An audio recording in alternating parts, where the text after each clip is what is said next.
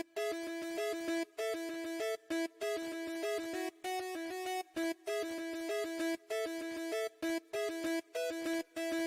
found the coolest place to be, the PlayStation collecting nerds, and come on, won't you sing with me? Welcome to the show. Gather round the boys and girls, collectors from around the world. Let's show the people what they need to know.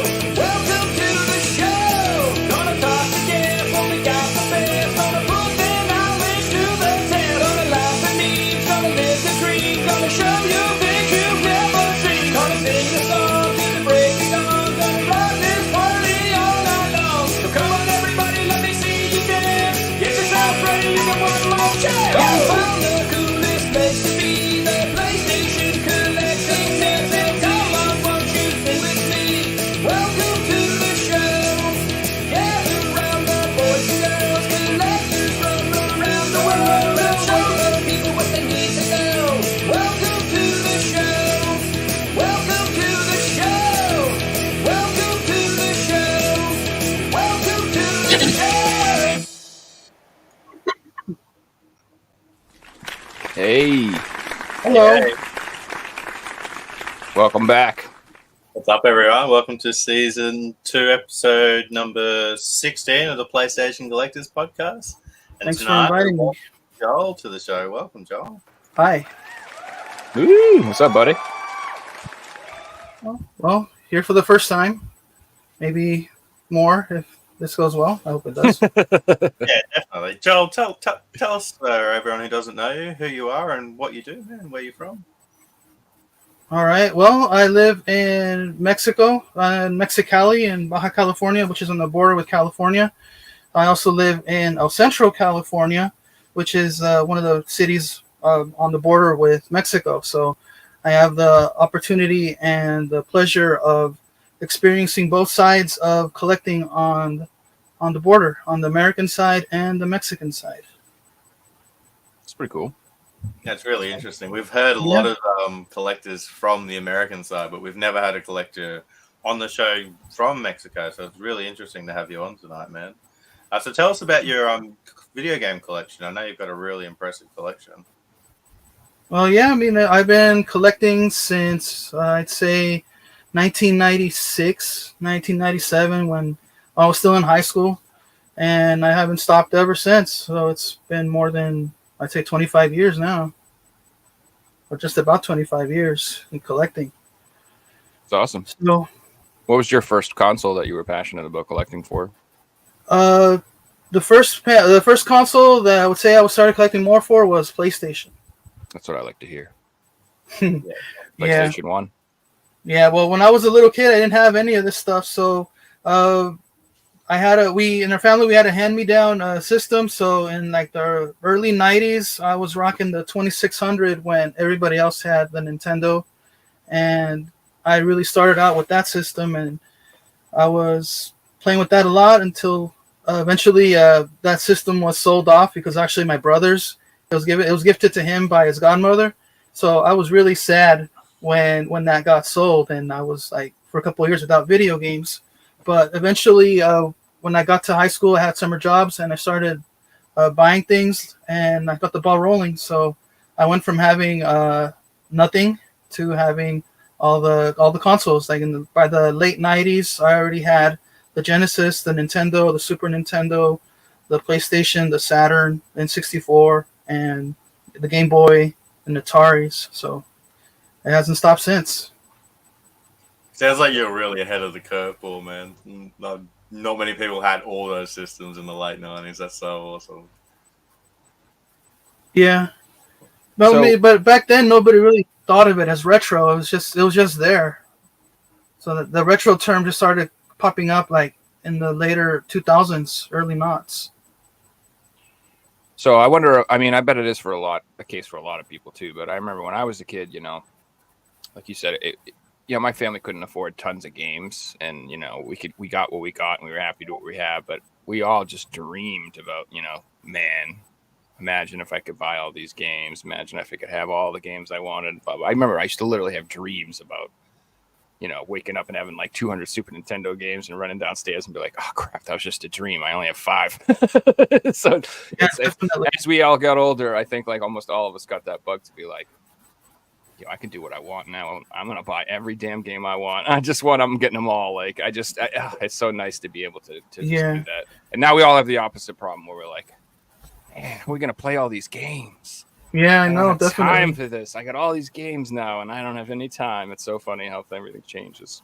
Well, older. kids these days don't really have that problem because kids have options to, if you're savvy, to download things, and you're getting free games every month, and there isn't a lack of games to play these days. It's the quality of what I'm going to be playing.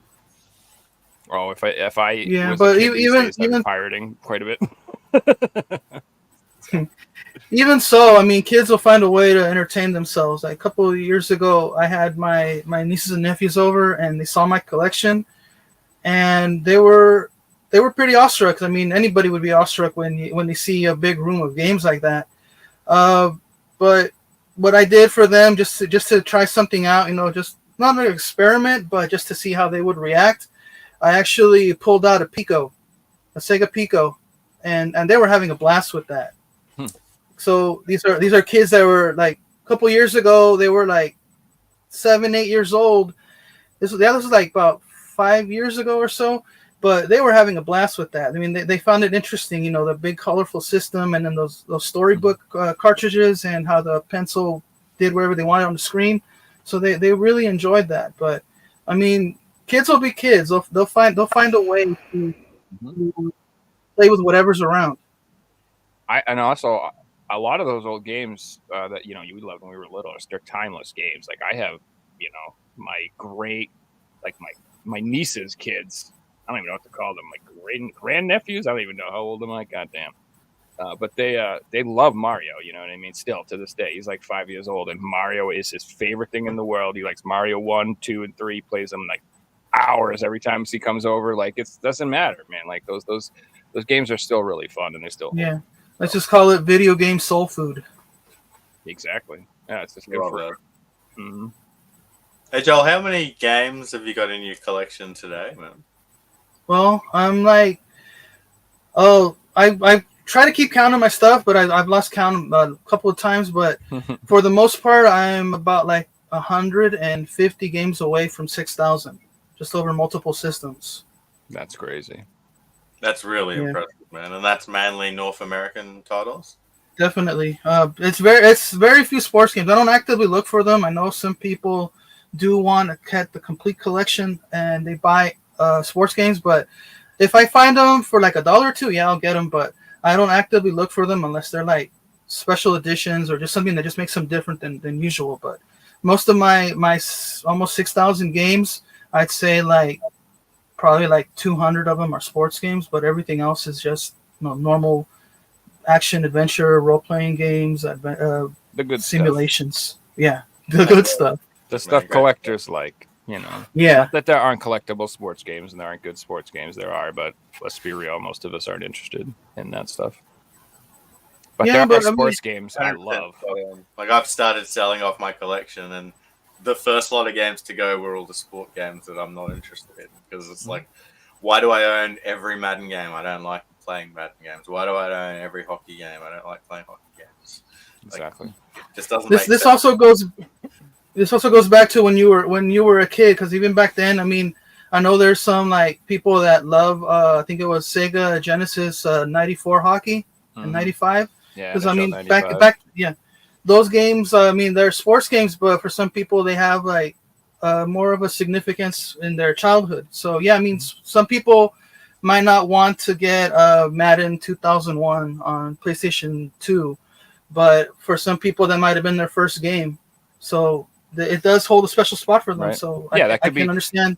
That could be the game that their dad bought for them when they were 8 years old on their birthday, and they played it all the time until they were like 12. Mm-hmm. You know what I mean? You never know. So it's any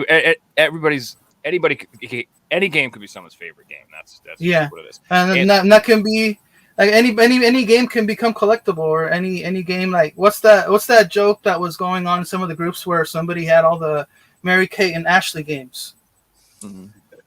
So that one was going around for a couple of days, but I mean, there's a subset for that. I mean, there's a subset for anything, but Mhm. but yeah, I mean, to I collect own is, every Tiger Woods golf game, all of them.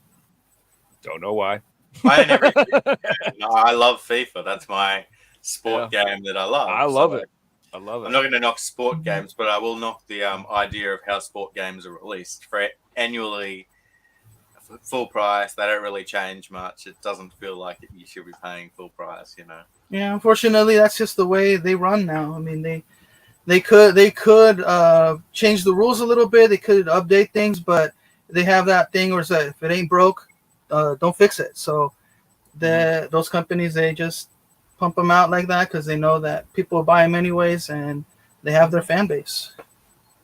Yeah, Yeah. 100%. It won't be until a new company comes along and decides to release like the new updates, as in like the new rosters as like free DLC to compete Mhm. with the new games. Another thing too is, like if we're talking about Mexico, is that FIFA is very popular over here in Mexico too, and other Latin American countries. So uh, when I buy a couple of video games to resell, because I usually buy them in the United States and take them back here to Mexico just to make a few bucks off of them, people always ask for FIFAs, even if they have Xbox 360 or even the original Xbox or the PS1. They'll ask me, "Hey, you got any FIFA games?" And sometimes they're easy to find, and sometimes they're not easy to find. But there's always been a demand for FIFA games in Latin America, even if it's an old roster from a couple years ago. The experience is still there, and they're still fans of those games, and they'll still buy FIFA games regardless. It is still the same experience. I played FIFA 2007 the other day with Andy. We had a great time. I could see, locally certain games being more popular too, because what if your team sucks, but they were great in 2008? So like everyone in that area loves that 2008 game because your Yeah, team is like got great stats. Like that's Yeah. the one, you know what I mean? Like I was a Bruins fan, so you take a few years where they won the cup. I'm like those are probably the games I'd want to play because they're like ranked in the highest, and it's stuff like that. I could see being kind of nostalgic for people and the rosters themselves. Like if you love a team, I could see you wanting to have that like memorialized because teams break up and everyone, gets spread out and it's not the same hmm anymore. And you know how it is. So yeah, I can understand that. It's also like, I mean, FIFA and soccer is worldwide, so I know many people in the United States and North America don't really follow soccer or FIFA with the passion like they do in other countries. But yeah, you do have a point where one year one team is great and the next year they're not that great. or So your favorite player gets traded, and they were like on that team. You know what I mean? Like you could have a player that was on your team for like 8 years and then they leave and, I could see that. And then we do have some my brother-in-law was way into soccer. He played for like Notre Dame in college and stuff. So we definitely have people who like FIFA and soccer. Trust me, believe me. There's yeah, plenty. I mean, But But it's not. there It is. doesn't have spot like on, the though. mass. Yeah. It's like It kind of Australia. go. We have It kind other of goes back to nations. that old thinking. Like I guess I could still follow that idea, but back when we were kids, like video games are so different from sports. So why would there be a sports video game when I can play a fantasy game? So there's still that connection where people used to think, oh, like sports games aren't for me. But I mean, with years that have passed by, I mean, sports games are a part of video games, no matter what. Like our thoughts were back in the day, trying to Mhm. separate the jocks from the nerds, and now that line is blurred. I So remember being in Amsterdam in 2018 in September when FIFA got released. And I've always bought the new FIFAs every year in Australia, and it's been a big release. But being in Europe, a country where soccer's the biggest thing, it's number one sport. It was in every single shop, every windowsill had it. I was blown out at like how big this game was over there. And yeah, it would be the same in Latin American countries compared to America, where there are major sports like NBA and Madden and hockey that are more popular or just as popular as soccer. Where in like Europe, these other sports like handball's just as popular as NBA in Northern European countries, or cycling. But yeah, soccer dwarfs them. It's crazy. So for me, what's funny about sports games is like I growing up, I always liked sports games. I played them on Nintendo and Genesis and Super Nintendo, NBA Jam, whatever. But like I, as soon as they started to get like like much more realistic and actually like the sport, I didn't like them anymore because like I liked the video game version of the sport. I like the arcadey version. I don't want to like play football and actually need to know what the plays mean. And I didn't want to like it got too complicated for me. And so it's funny, like that when you say it blurs the line between nerd and jock, like I felt like I was like this is too realistic. I'm like, this is too much like the real deal. I want to be a nerd. I want to play like my favorite hockey game is NHL Hits. It's just 3-on-3 hockey. It's very arcadey. It's like not really like NBA realistic. Jam.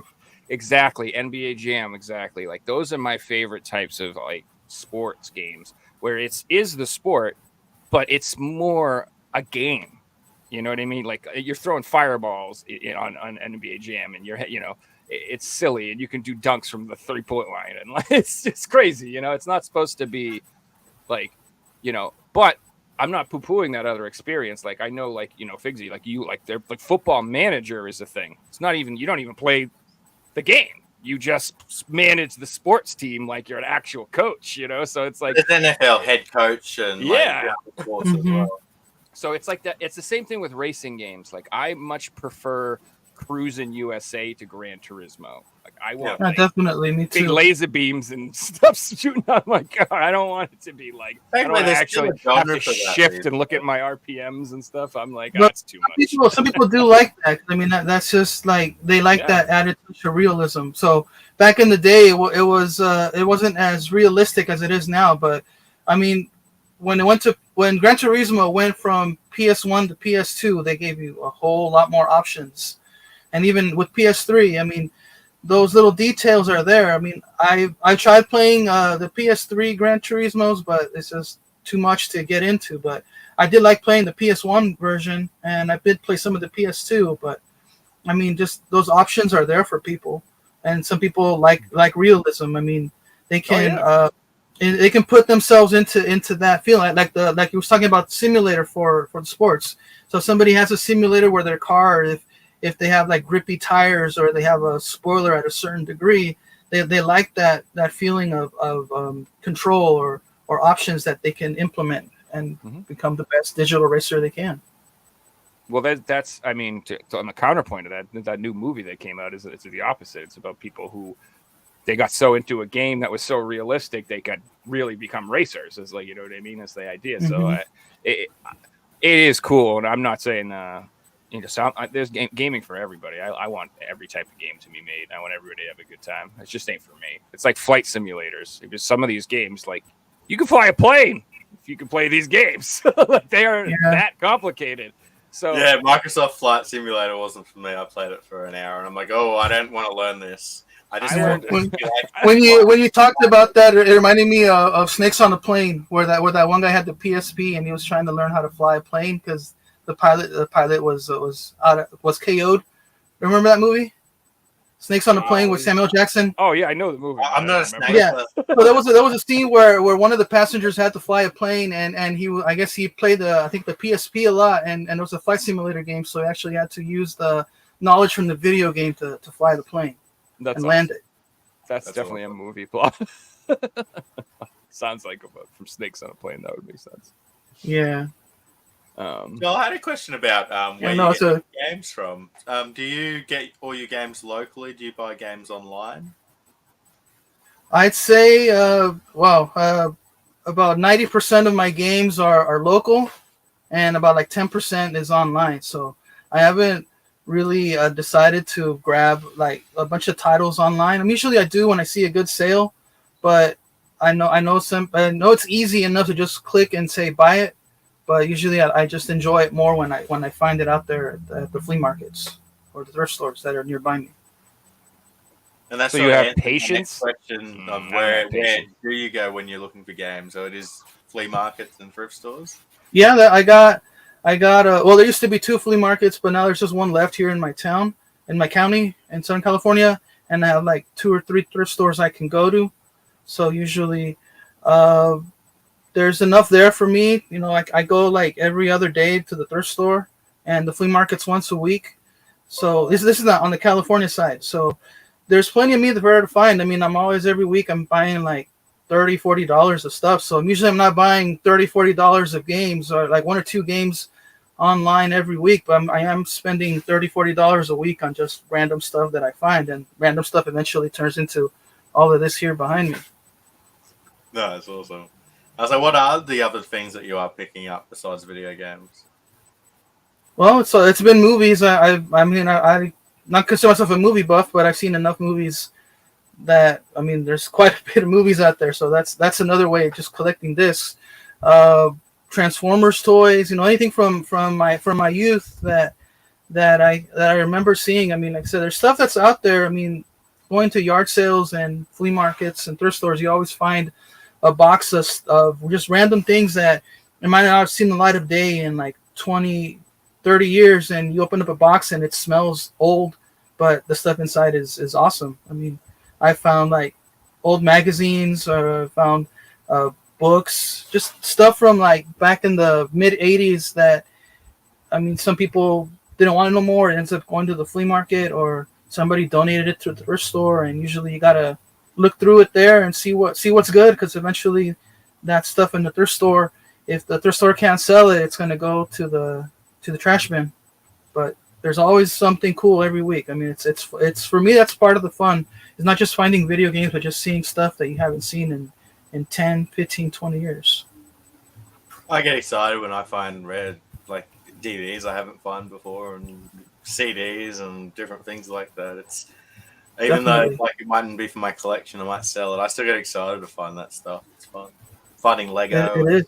like that. So I think it's if you're like really into the actual like thrifting and going to people, yard sailing and flea market and stuff like that, knowing about games is great, but you really should have like a general knowledge about valuable things in general. Like you should know, like you said, like I think you mentioned earlier, like old coins, like knowing a little bit about coins, just a general cursory knowledge is probably worth it. Or knowing a little bit about toys, action figures and stuff like that. That's pretty much. Do you guys ever watch Gaming Off the Grid? Have you ever seen that YouTube channel? Yeah. So I they, think I might have seen one or two episodes. yeah, they're cool dudes. They do like a lot of thrifting stuff and like buying and yard selling and stuff like that. But like I remember they did a video where they found like these little plastic hats that were on wrestling figures, and they sold them for like, I can't remember, like $25 a piece. These little tiny plastic hats, because they just knew that those were the hats that go on these little wrestling figures from the 90s. Mm-hmm. And they made like $50 off of these little tiny pieces. Yeah, those are the first things that get thrown away. Those are Yep. the things at the bottom of toy boxes that once you pull out the toys and you look down at the bottom, it's just little chunks of plastic. Most people are Yep. going to say, "Nah, it's trash." But When if it you know comes to how to toys, look, it's going to be good stuff. the little plastic gun they hold is worth money. The little thing that clips on their GI shoulder is Joe, worth GI mad Joe money. Yeah, guns. all the little pieces and stuff that pop off and fall off. Like if you, I have had a general really knowledge, good Good to score know. on. Remember Teenage Mutant Ninja Turtle toys from the late 80s, early 90s? So a lot of them came with weapons, and the weapons get detached from the toys. So I had a bag of weapons at the pawn shop, and they sold for a fortune. It was like $15 for one or two little toys, one or two guns. And it's actually more than the figure itself. Yeah, But someone can spend years trying to find that little piece. So that right there, you just saved them a bunch of time. Yeah, 100%. I was going to say, by working in the pawn shop, I learned not just what items were, but how to look something up. So a big tip that I use, and you guys definitely take this on if you've never heard it before, but everyone's phone, if you've got an iPhone, you might have to download it. But if you've got an Android phone, you'll have it on. It's just Google, and you go into Google, and there'll be a little picture of a camera. It's called Google Lens. And bring Google Lens up, take a photo of absolutely anything. And if it's on Google Images, it'll tell you what it is. It'll show you sold listings or I've done that. with this. Google Lens is the best thing at garage sales because, and you never know, man. Like concert DVDs, worth tons of money. Some of them, like I'm into death metal like a lot. Like I'm a huge into like heavy metal and stuff from the 90s and the 2000s. Some of those CDs and those like live DVDs, they worth a fortune, dude. Oh yeah. So are. if you just know music and stuff and just you're popular, just that I could make a bunch of money just flipping CDs and stuff. So it's good to know. I've done that. I've done that before too. A couple years ago, there was a store called oh man, I forgot the name of it, but Hastings is what it's called. They were big in all over the country, United States, and for many years they would buy music CDs and DVDs from you. So there was times at the flea market where I lived nearby where I could grab. There were people that would be selling stuff, and they'd say, "Fill your bag for $5." So you get a regular plastic bag that they would give you, and you just fill it up with just music CDs and DVDs and video games. So I would actually find concert DVDs and music CDs and movies that I knew that were worth money. Because eventually, like I said, those stores would buy stuff off of you. So when I would buy a bag full of CDs, I fit like 30, 40 CDs in a bag, really packed. Because the guys didn't care. They just wanted to sell stuff off at the flea market. Mm-hmm. So I would grab those 30 CDs and I would take them to that store. Also, the store that does that too is they used to do it as FYE. So FYE and Hastings have a similar mode of operating where they would take trade-ins and give you money for it or store credit. So I've actually taken music CDs of that. Out of those 30 that I grabbed, they only take like 20 of them. 10 wasn't worth anything to them. They would say, "Oh, it's only 5 cents, 10 cents." It's just like a deterrent, so nobody would turn them in. Or they say, "We can't take them," but there would be CDs that were like $3, $4, $5, $6, and those 20 CDs ended up being like almost like $40 in store credit when it only cost me $5. So that's a good way. That's also a good way how I grew my collection a couple years ago, because those stores, well, Hastings went out of business a couple years ago, but Because of you. I'm just kidding. Well, I've heard that joke already, so that's nothing new to me. But I mean, all my jokes are old. I got a time you bunch met me. of PS2 and PSP games, taking them to FYE and Hastings back when they were kind of expensive, because Hastings they knew their stuff was like a little bit of expensive, but if you had trade-ins, you could still make a good buck off the stuff. So I would buy a $5 bag of just random media, take it to that store, and I get $40. And a couple years ago, well, not a couple years ago, this was like probably like 2005, 2006. I took my stuff to resell to Hastings, and I ended up having like almost $200 in like 5 or 6 different store credit gift cards, and I ended up buying a PSP with that. From $5. I love Yeah, it. so I'm more likely I spent like maybe like $50 in just random flea market stuff.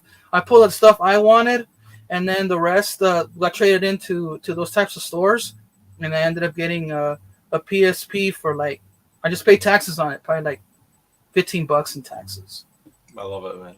Hey, Joel, I wanted to ask you about brick and mortar stores in Mexico that sell video games. What options do you have to buy new games these days? Well, unfortunately, in Mexico, games are expensive. But most people here, since we're on the border with the U.S., most people have family or friends, or some people in Mexico have a visa to just cross the border, which people can do. There's a visa only as people go like 20, 30 miles into the United States. If they go any farther, then they need a permit. But there's plenty of stores here along the border that can save people money, because in Mexico, like a game can be like $70, $80, $90 in the equivalent of US money, and in the games they go to GameStop or Target and the game is $60, $65 with taxes. So most people they'll get somebody say, "Hey, oh, bring me this game," or they'll cross the border. They'll cross like in an hour or two, then catch a taxi or the bus, or they'll go in their own cars, and then they'll go to the stores over there, and then they'll take them back to their homes in Mex. So in Mexicali, in Mexico, where I live right across the border, there's a lot of influx of games from the U.S. where people can get games pretty cheap. But even though there's still resellers, there's still stores, grocery stores have them. There's a couple of like chain grocery stores here in Mexico where you can get games like that. You can get them for but about $50 if they're on special. But most of those are old games. Since we're on the border here, people can see a game in the store in Mexico, and if they can't cross to the U.S., they're going to say, okay, I'll buy it. But most people will just call a friend or they'll call me, and I have friends that say, oh, get me this game for me, and I just charge them like $5-10 and I bring it for them. But some games are expensive, but people sometimes don't have a choice. But since we're here on the border, there are more choices than just simply buying from a Mexican Walmart or another grocery store chain that does have them. Is there any GameStops or any video game specific stores or anything? Oh yeah, there are plenty. I mean, there's some independent stores in Mexico where some of them, but like there's still Radio Shacks in Mexico. So Really? yeah, Wow. they're not exactly the same as U.S.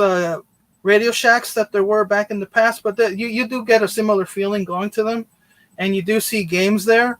But me having the mentality that I can cross the border and go get it cheaper, some of these games just go under my radar. So I think to myself, I'm lucky enough that I can go to the U.S. and find it cheaper, or go to GameStop and get it for like $15-20, when over there it's still like $40-50. So I'm grateful for that. But most gamers here in the border, I mean, they'll know somebody who knows somebody that can get them a game for cheap. You feel bad for collectors that are like down in Mexico City that don't have the option of going over the border and getting cheap games and things like that. Because if it really is $70-80 US for new titles, it's like highway robbery. Really, it's so unfair. It is, but one other good thing, well, it's positive for Mexico, is like for the past almost 2 years now, ever since the COVID started, Amazon started doing more business in Mexico. So the thing is that there are Amazon retailers, and there are options for people in Mexico to get a game on Amazon. So that's still way cheaper than the grocery stores. Because like I said, if there's a game on Amazon Mexico, it's more or less the same price as the U.S. So going back to those mom and pop stores, I mean, there are games that a couple years ago you couldn't get them. You can only get them through people that would come physically to the United States and buy lots of games from GameStop and take them back to Mexico, and from there they'll find like a supply chain to send it farther into Mexico. But those options are still there, so people still do it. There's still people that are old school and they don't like to buy online, or they don't have the capability of buying online from Amazon or Mercado Libre, which is another like Amazon like store that's in Mexico. It's actually been longer than Amazon, but those places do give people options, and most people, instead of buying the grocery store chain that's called there's called Mega, or there's Ley, or there's Bodega Aurrera, which is actually like a subsidiary of Walmart. And those places, they have video games, which sometimes, I mean, I'm not saying that they're expensive, but they do get clearance games sometimes. So people do have the option of buying clearance games in those grocery stores. So there's been some Switch games that go really cheap sometimes because it's old stock. So those video games are the equivalent of like $20, $15. So somebody's lucky, they'll find a cheap Switch game, or they'll find a clearance Xbox game for like 200 pesos, which is like probably now like $9 right now, because right now the peso's pretty good right now. It's been going up for the past couple months.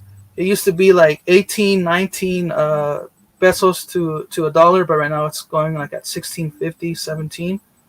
But there is options. I mean, there's always going to be gamers everywhere.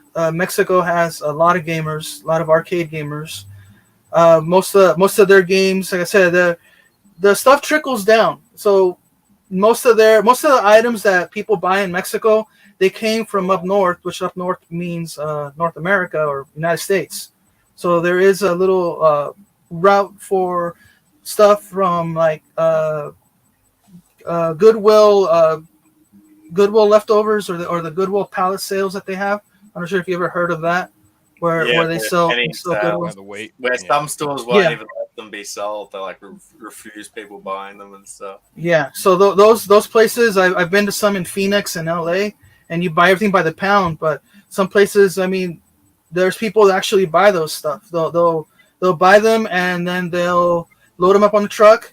They'll go take them south to the border to Mexico, and they'll pay a fee to customs in Mexico. And I've seen trucks full of just everything, not just video. I mean, there's video games in there. There's like furniture and TVs and clothing and tables, just anything that you would find in a regular thrift store or a yard sale. There's people that would pick up all that stuff, and then they take it to Mexico, right on the border where I'm at, and then from Mexicali, it'll get distributed to other parts of Mexico. So eventually, that guy in Mexico City would find a so-so looking PS3 or PS4 game that eventually it traveled from Amazon. Yeah, it traveled from the U.S. Like, let's say it was at a thrift store in a Goodwill in San Jose, California, and eventually what doesn't sell at the Goodwill, they bin it, or they'll send it to another warehouse to be sold by the pound, and all that merchandise has to go somewhere, and eventually it does make it to Mexico, and in Mexico it spreads out farther, and eventually gamers in Mexico do find a couple good things. Not as much as it used to be, now with people being more active online and selling stuff before they donate it to Goodwill, but there's still diamonds in the rough out here in Mexico. Joel, I had another question. It's a little bit more complicated, this one. So I was under the impression that Sony Latin America had their head warehouse in Mexico, and they distributed all their games to South American countries like Colombia, Argentina, Peru, Chile, etc. And then those games have Spanish on the covers and on the back. Are those the same games that are being sold in like Mexican Walmarts? And some are U.S. games, and they just slap a sticker and the ESRB, because the Mexico did implement their own ratings a couple of years ago. So usually when you're getting a game in from Mexican Walmart or Mexican Amazon, it has their own special ratings. Some aren't quite printed onto the paper, but some have a sticker on top of the paper, on top of the plastic wrap on those games. I know a lot of games are said disc made in Mexico, so they do have some sort of manufacturing, but I'm not too familiar. But there are games in Mexico that are in Spanish, or some like in Brazil that have the moniker Favoritos, which is they have that on a lot of PS3 games. I have seen here in the border there are some Madden games from like the Xbox 360. Well, they'll say in the corner "en español," which means in Spanish. So I've seen some sports video games that have some Spanish content in them, but some of the games are still their U.S. games. But people in Mexico find a way to play them. I mean, most people in Mexico, they don't speak English very well, but they can certainly read it, so they can still enjoy the game even though it's still in English. Those games that you mentioned, the ones in Brazil, they all say made in Mexico as well. Yeah, so I'm thinking there's probably a manufacturing plant in Mexico. It's easier to, since we're south of the border, easier to manufacture them in Mexico, and then from there ship them out to where they need to go in Latin American countries. I had another question, John. I wanted to ask you about piracy in Mexico. Is it really prevalent today, and was it really prevalent in the past? I think piracy is still there. I mean, it's everywhere, but I mean, most people don't talk about it, or most young people, it's just a fact of life for them. Because I mean, even like I was talking about, even games back in the day were pretty expensive. So most people, they just find a Wii, find an Xbox, a classic Xbox, and they hack the hard drives, or they put something on the SD card, and they'll play all those games. Or they'll go on an Android and just load them up with ROMs, or even on PCs. I mean, I know in Mexico there's a lot of people that like Fightcade, which is an online fighting game repository where people can play fighting games with each other online. So I know a lot of people like to do that. And I know in Mexico and other Latin American countries, there are people that have hacked Steam accounts, or they have Steam games that can still play online even if you're not connected to it. So I know there's Steam games that can't play online, but they still have connections online. But even though you don't connect them to the internet, they still play. But I'm think people have a way to circumvent that, and they can play games online while using a deactivated account or using an account that is modified in some way. It's awesome that it doesn't. We've had a lot of collectors on here from different countries, and a lot of these countries have got really expensive video games, and gamers always find a way to play games. It doesn't matter what country you're in, or if games are banned here, or it doesn't matter. Gamers will find a way to play their games. It's awesome. Definitely. So you gotta do what you gotta do. I've been playing a lot of like PS1 imports lately that there's no way I'm ever being able to afford them, and so you gotta do what you gotta do. But I'm having fun. Well, I mean, like the easiest systems to hack. I mean, everybody knows they're Nintendo consoles. I mean, you can get a ton of games on an R4 and put them in a 3DS or a DS, and you can pretty much play anything on those. Mm-hmm. But most people, I know they'll still play on their Wii's or even a hacked Xbox 360 with just burn GTA 4 or GTA 5 on the 360 in Mexico, and there'll be a lot of kids and young adults having fun just playing copied games on an Xbox. And that's the most important part. They're playing on something that would be deemed worthless to myself or maybe Joe, like a burnt Grand Theft Auto disc. But they've probably got 300-400 hours of enjoyment out of this, and that's amazing. All right. Yeah, I remember when I think it was a Dreamcast was the first system I saw. And I lost your. Oh, we lost them. Lost Joel for a second. We'll come right Sorry, back. guys. Yeah, it happens.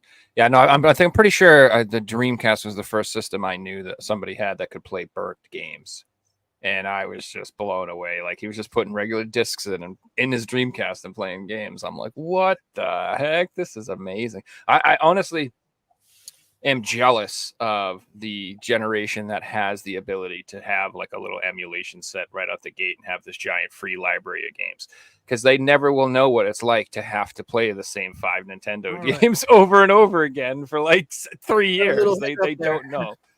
Welcome back, Joel. Yeah, sometimes it cuts out, but just join back if it ever does that. Well, it's all international, so think about it. The signal's jumping from United States to Mexico to Australia, so. It's being hosted in Australia too, so and the server's probably in America, so it's like ding, ding, ding, ding, ding, ding. Yeah. I love the fact you brought up burnt games, Joe. You've reminded me of when I was a kid. One of my friends, I went to school with. He went to Vanuatu for a year as like I think his mum got a job as a teacher over there, and when he came back, he had a PS1 from Vanuatu, and it was hacked, and he had 200 games, and they were all burnt. And they only worked in his system. And I'd go around there and play all these games. And I didn't understand why I couldn't borrow them. And he lent me one once. It didn't work. And I'm like, it didn't work. He's like, I told you how you have to play it on my system. And like, I would always just want to go around there because he had all the best games. And Yeah, that was actually pretty prevalent in the late 90s when people started to DIY and hack and put mod chips in their PS1s. I think that's also a reason why PlayStation became so popular, because it was really easy back in the day for people to apply and solder a mod chip to their PS1 to play any type of game. And usually in the late 90s, you could burn a game like in 5-10 minutes. Now it takes like a minute or two, but I remember in the late 90s it would take like 20 minutes to do an audio CD. So I know back then, when you had a burned PS1 and copied PS1 games, you were the top dog, because it took you a while to burn all those games. And if you had a stack of 30-40 games, that means that you had somebody with a decent computer back in the day that could make copies of those games for you. Yeah, you're right. Like, it was easy to burn CDs. I used to make CDs all the time, and like even I bought CD cases, and I would print the artwork out with the track list, so it would look like a legit CD. Make my own custom artwork for the front. Figsy's Mix Volume Number 4. Yeah, I can see you have like European techno or a little bit of industrial trance. No, I was a little kid, so I would go to my ABBA. parents and my brother, and I'll be like, Ethan, I'll pick 5 songs each for the car, and this is for our next road trip, and like make road trip with CDs and things like that. Yeah. Oh yeah. Yeah, I had a friend that would do that for me too. I mean, he had like back in the late '90s, he had his computer and he would make CDs for friends. And he charged people like $3-4. So he'd make a little bit of money. Just say, oh, I can get you this music. This is like in the late '90s or 2000s with like LimeWire and Napster. Remember those? Mm-hmm. Yeah. So those sites, when the beginning of when internet started getting more prevalent, I mean, you could find a lot of stuff back then.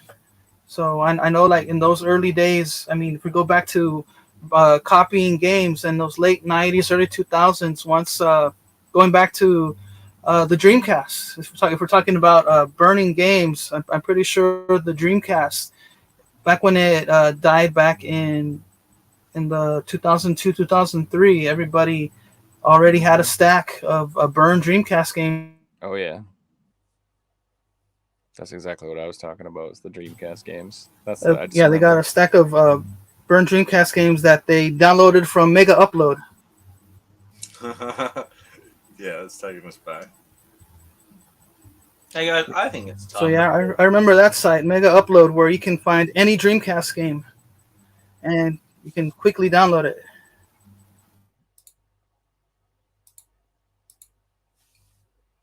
Joel's internet's struggling a little bit here, guys. Joe's frozen as well. Maybe it's me.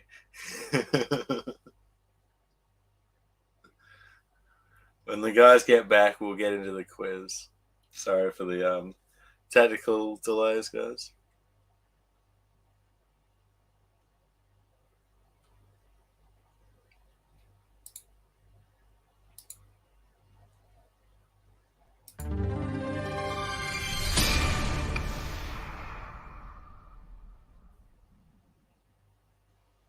Joe's coming back.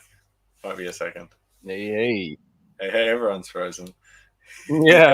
Stream died for me. I'm like, all right, I can see myself on the stream, so it's not mine who died. When Joel gets back, we'll get into the Figsy quiz, Joe. I think North America's under attack. The internet's under attack. It's true. So we're getting DDoS attacked. Let's get into the chat question, because that sounds like a good idea. Sure. So let's give you guys an update on the score. As you guys know, first person to 5 points will win a video game shipped anywhere in the world. So we have in the lead, Mario has 3 points. Cyrus has got 2 points. And then on 1 point, we've got Lulu Girl, Banffy, Jason Trickster, Jimmy J, and Windy Corner TV. So how to participate is easy. All you have to do is be in chat live. You have to correctly answer the question. And to correctly answer the question, we need the full title of the video game. So today's chat question, what is the video game? This one's tough. Oh my goodness. 1, 2, 3, 4, 5, 6, 7, 8 pictures. Wow. This one's tough, guys. Oh my goodness.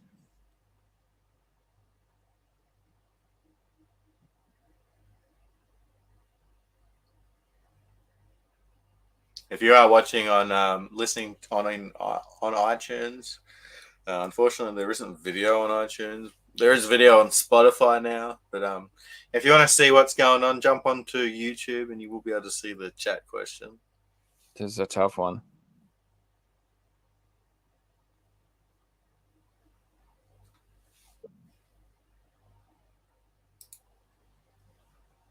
All right. Welcome back, Joe. Hi. I saw one of the Pac-Man ghosts, but I didn't get to see anything else because I got kicked out for a second. So that is our chat question for the week. So the chat to get enough for us.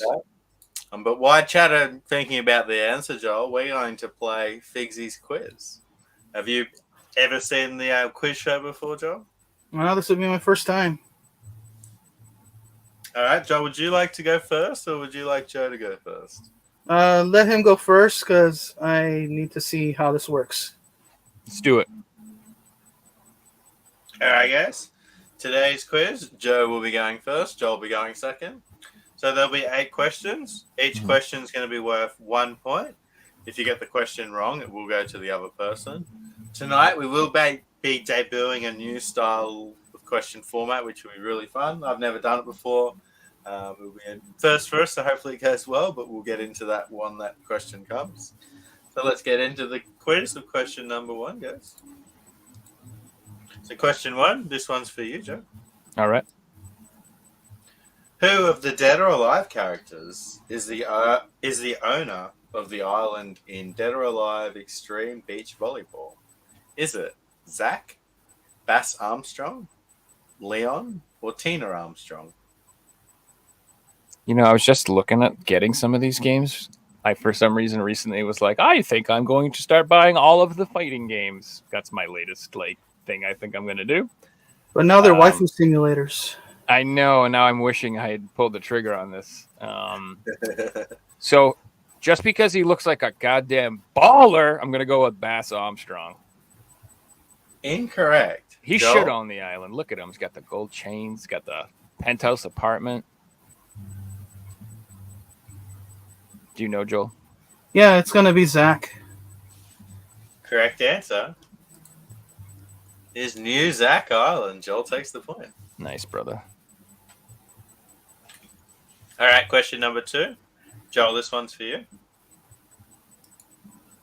The collaboration of which of these video game company and sneaker manufacturers has not yet taken place?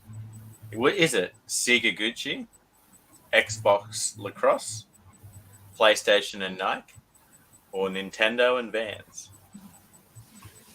I'm going to say Xbox.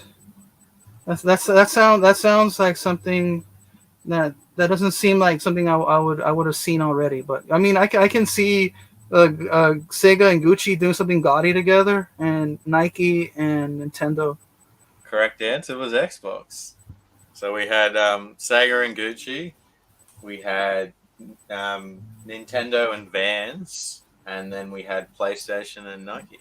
Dude, those PlayStation Nikes look fire. Oh my god. So before we get into question number 3, I can confirm that Mario has once again taken this week's point with Tom Clancy's Ghost Recon Advanced Warfighter 2. Congratulations, Mario. Wow. So Mario has not just been the first person to get 2 points. Mario has gone to 3 points. He Nice, wants that dude. video game, guys. Nice job. And he wants it signed by Figsy too. You know how many pictures I figured out on that? I figured out the 2 at the end with the 2. That's No, all I freaking I looked got at out it of and it. went peace at the end. I saw Warfare. I thought it was like, I'm like, that's the one that I'm like, this said I just 2. Good job. All right, let's move on to question number 3. All right. Joe, this one's for you. All right, let's do it. What game is this character from? Oh my god, I don't freaking know, dude. He's adorable though. Bro. What game is that from? Dude, I have no idea. Freaking I don't know. Pass. No idea. Joel? What game? That's an iPad from the PS3. That is Oh my from God. the PS3's iPad. And Chad have just informed me that Mario wasn't actually the first person to get tonight's answer. It was the collectionist. So I do apologize, but the collectionist takes the point. Well done, collectionist. The rivalry started. Yeah. Well, Mario was the one who actually. Hey, it wasn't me, Biggie. So thanks, Mario. I didn't notice that. And I do apologize, guys. So Mario's got 2 points. And Collectionist takes his first point. Well done. And let's get a score update on tonight's quiz. So we have Joel in his first ever quiz is off to a great start of 3 points. Joe is yet to get off the board. Whatever, dude. All right, question number 4. I'm here to And look this pretty, one is- all right? I'm not smart or nothing. I got beginner's luck. Dude, no, you did. I thought you was good. You knew what that stupid little fuzzy thing was. That's amazing. Yeah, and that's actually, I think it's a sequel too, because I think they Dead or- had some previously. The Dead or Alive thing, I feel like I could have possibly known that. There's no way I'm knowing what that little Furby looking thing is. What the fuck is that? All right, question 4. Joel, this one's for you. What superhero was a playable character in Tony Hawk's Pro Skater 2? Would that have been Spider-Man? It was Spider-Man. This is rigged. All right, guys, that's the end of round 4. And Joel's taken himself to 4 points. Now, this next round is going to be a new style of round. Just going to quickly get myself ready for it. We've never done this before, so hopefully this works.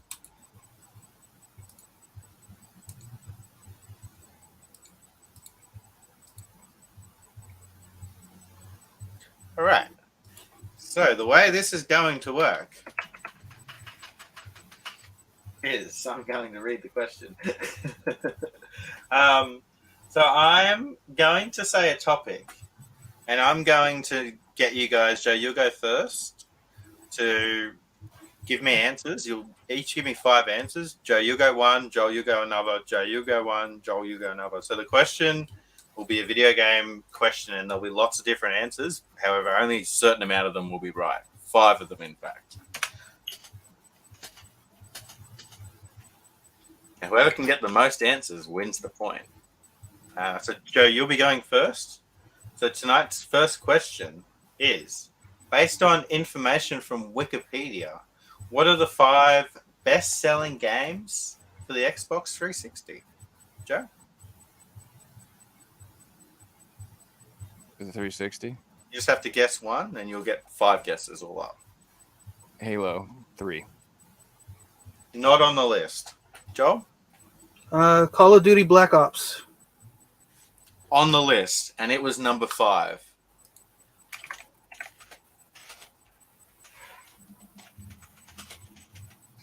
So Joel takes the first point, and Joe?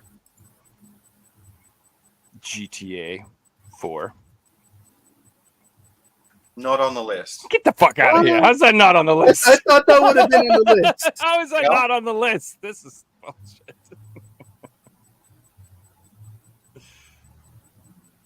All right, so I'm about to go one more and say GTA 5. GTA 5 was number 2.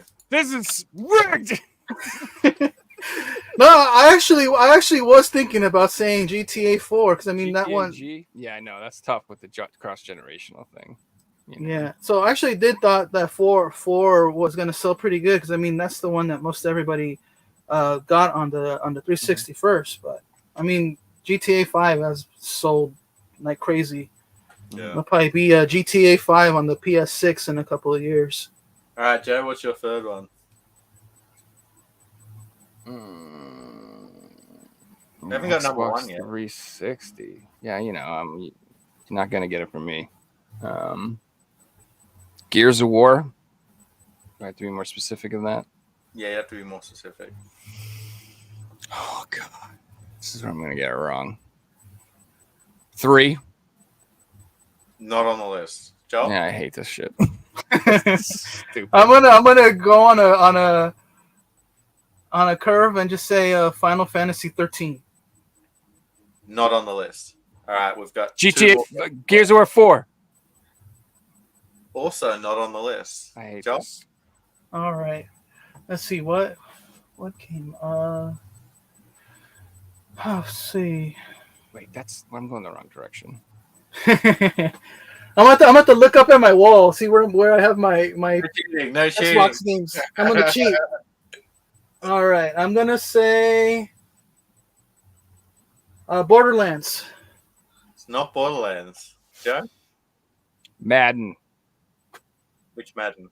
I don't fucking know. Anyone that came out in any of those years. This is the stupidest freaking shit, dude. Pick a year. I don't care.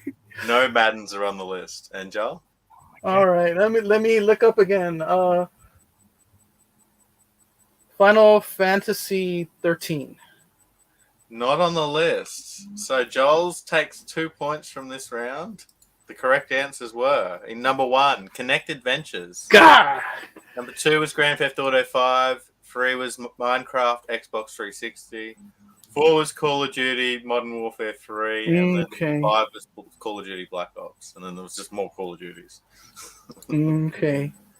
Well, I know Minecraft sold like the dickens too, because I mean that's also that people actually ask for that a lot when in Mexico. People, when I put my little garage sales, yard sales up, people always put on Facebook, "Do you have Minecraft for the Xbox?" And I don't really get that game that much because it's still like a $15-$20 game, even used at GameStop. Minecraft's one of my best-selling games. I always bread and butter seller for me. Well, Right, let's see how long it lasts with the Xbox shutting down in a year or two. Question 6 is going to be very similar. Joel's going to go first this time. So how many points do I give Joel for that round? 1 or 2? 2. We'll give him 2. Every one you get, we'll give you a point. Gotcha. Okay, so question 6. I'm going to get you guys to name the 5 best-selling fighting games for the PS3, according to VGCharts.com. Joel?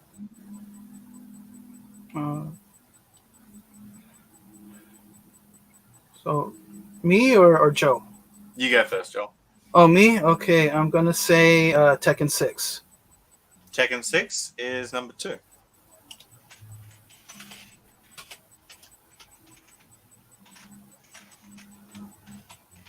And Joe?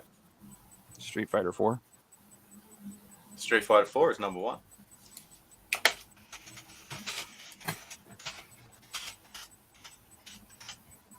Go. All right. Blaze Blue Calamity Trigger. Not on the list. Joe? Marvel vs. Capcom. 2. Not on the list. Should have said Joe? 3, man. Probably. Marvel vs. Capcom 3. Also not on the list. What? Okay. Joe? PS3. Soul Calibur 4. Not on the list. All right, final guesses, Joel? All right, so I'm going to say Dead or Alive 4. Not on the list. And Joe? Persona 4 Ultimax. Ooh, thinking outside the box. Also not on the list. Fucking So no. both players take 1 point. The answers we were looking for, let me just pull this screen down. Number 3 was Mortal Kombat. Number 4 was Mortal Kombat vs. DC Universe. And number 5 was UFC 2009. Outside Really? the box, that one. Yeah, that's. I was looking more like arcadey games, but I guess that one made it. We're going to score update after that. Joel's powering ahead. He's got 7 points, and Joe's grabbed a point there with 1. Let's move on to the final round. Thanks, Pavel. That was a fun new round, that one.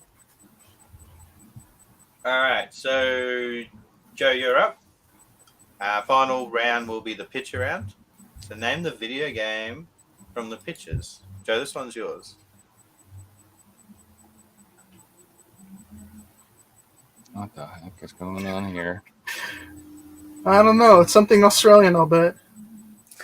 What's with all the blanks? Am I supposed to know what the dash white trademark is? Like, that's supposed to be something recognizable? I have this one. I had no idea, honestly. This is like that's 400. Pass. Yeah, Joe? I don't know. I'm trying to figure this out too, but I am not getting a thing from here. Is this a video game title, right? This is a video game title. Okay. Oh, you stumped me there. I'm gonna have to pass as well. So this is a tough one. So this was The Last of Us. Hmm. Oh, because everyone knows that Off-White.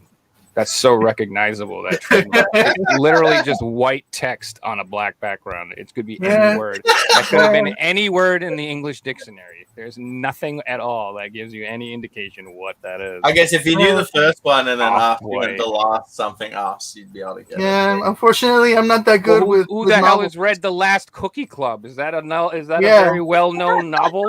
Has everyone here read The Last Cookie Club? Did everybody It must here be know something that? popular in Australia. The Last No, Cookie Club. the That's quiz just was like made a by random two picture Europeans. off the so. internet. The Last Cookie Club. Oh yeah, that one. I'm just the quiz master. I don't make the questions. Don't you? That would make an interesting cover. You put the last cookie, and then you have the picture of The Last of Us with them holding a cookie. The last cookie. All right, final question, Joel. This one's for you. Name the video game from the title.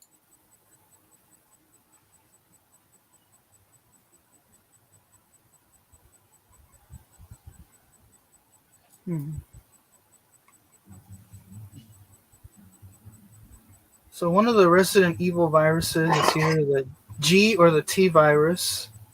We got some. I'm gonna say, well, these are hookahs or bongs. Mm-mm. That's a bar. Those are taps. Oh, those are taps. Okay. I'm gonna say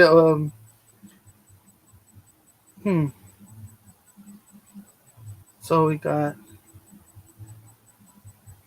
Oh, Oh, I got it. I don't get it. I'm gonna pass. What do you got, Joe? It's PUBG. It is PUBG. Joe gets it. All right. That was some tough questions at the end. It is. I did great. Although I said I'm not one to condone or deny people, but I mean, like, they did look like glass bongs there. So I'm not one for drugs, but I mean, it did look like that for a second. In his first appearance on the show, Joel's taken the win. Congratulations, Joel. Thank you. And Joel, you might be a challenger for AJ with that performance, so we might have to get that arranged for the future. And well done to chat too. There was some tough questions in there, and yeah, if you guys like that new round, let us know in the comments. So, Joel, what have you brought on to show us today? I know you've got some goodies behind the desk there. Well, I said since I had this for a while, but so we're talking about the Dreamcast anniversary. Well, here's a Dreamcast to remember 99.99. Nice. So, The we were talking console about that earlier. that got robbed. It had so much potential. I am like bitter about the Dreamcast. I love that thing, and I thought it was better than the PS2 at the time. I don't give a crap. It was amazing when it came out. The graphics were amazing. It was. I mean, I remember a friend of my brother's bought that, and he invited us over. And then the first game that I ever played on the Dreamcast was Soul Calibur, and I was just it blew my mind to come over, with a friend and get some pizza and be playing Soul Calibur with those graphics. It was just amazing. That game still holds up and looks incredible. I've been playing it with my friend recently. I emulate that on my Steam Deck, and we've been playing Soul Calibur 1 from the Dreamcast, and it still looks absolutely amazing. So, definitely, I have a VGA adapter for my Dreamcast, and on VGA it looked great. So I was going to say, I'll agree with you. The Dreamcast was like a more powerful console than the PS2. Like, if you go back to 2000 and you were going to weigh up between buying the two, it's just the price difference, the fact that PS2 played DVDs. You can see why. I get it. Killed the Dreamcast. Yeah. If Sega could have held out one more year and find a manufacturer to give them a DVD drive into their Dreamcast, that would have just changed the game. I do think that annihilated them. It's just that Sony had more connections, and they could afford to take a hit on their PS2 by putting the DVD player in it and selling at a loss. but Sega couldn't do that. Yeah, and then also there was just a huge. The PlayStation 1 was very successful, and the Saturn was not. So you had all, think about all the people who wanted Final Fantasy X, who wanted, Gran Turismo 3 and 4, who wanted all those, sequels to the PlayStation 1 franchises that they were into. And think of how many people had the Saturns. They were looking forward to Albert Odyssey 2, what the hell, this didn't have the library. I think also had there been Grand Theft Auto 3 on the Dreamcast, I think that would have given it a little bit more life. Because Grand Theft Auto 3 was an amazing game on the PS2, and I'm pretty sure they could have fit that game on a Dreamcast disc, and that could have given a bit more life to the Dreamcast. Yeah. Well, another thing that people don't mention is Sega aren't a manufacturing company of like DVD players and CD players, where Sony are. Sony make this stuff, so it's easy for Sony to be like, we'll just throw this product that we already make in another one of our products. It makes sense. Mm-hmm. And I'm sure they were able to do it at a loss, where overall they're still making a profit at the end of the day. Where Dreamcast wouldn't even be able to, Sega wouldn't be able to consider putting the DVD player in the Dreamcast with it still making profits, etc. Definitely. Yeah, Sega needs to do something. I really would like them to either just sell everything they own or come up with something or partner. But they have. I mean, they've been sold or merged with other companies these past few years, but they really don't. I mean, all their IPs. Just sell some of their IPs. That's all. I mean, they have been, and there are some stuff being made, but I don't know. I'd like to see more. I'd like to see a new Virtua Fighter. I'd like to see some franchises come back. I'd like to see a new House of the Dead. A new Outrun or something. Yeah, sure. Whatever. I mean, they could go the limited run games. I mean, I know like one game I really liked on the Dreamcast that I think would make a fun game on the Switch. I think they might have done it already, or they are planning on doing it. Cosmic Smash. I'm not sure if you remember that game. No. That one's like a handball game that you're talking about. That in Europe they like handball. So it's kind of like Rez, where you're like a wireframe person and you're rebounding a ball off the wall. So it has those visuals that was interesting for the Dreamcast, but it never came out in the US. But I can see that as a Switch game or maybe as a download game if they ever do a PS5 VR game on it. That would be fun, like bringing old games to new platforms, but bringing them in VR and different things like that.